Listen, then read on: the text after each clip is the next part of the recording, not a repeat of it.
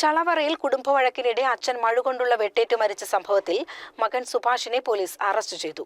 Chalavara higher secondary സ്കൂളിന് സമീപം താമസിക്കുന്ന ചിറയിൽ കോളനിയിൽ കറുപ്പനാണ് മരിച്ചത്.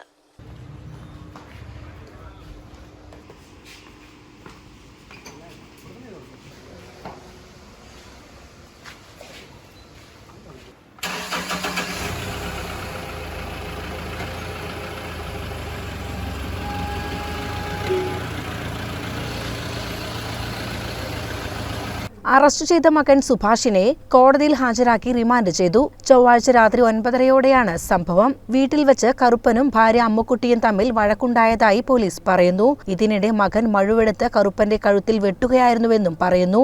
നിലവിളി കേട്ട് ഓടിയെത്തിയ നാട്ടുകാരാണ് വിവരം പോലീസിൽ അറിയിച്ചത്. പോലീസ് ഇൻസ്പെക്ടർ മുഹമ്മദ് ഹനീഫയുടെ നേതൃത്വത്തിൽ ചെറുപ്പുളശ്ശേരി പോലീസ് സംഘം സ്ഥലത്തെത്തി. കൃത്യം നടത്താൻ ഉപയോഗിച്ച മഴു പോലീസ് കണ്ടെടുത്തിട്ടുണ്ട്.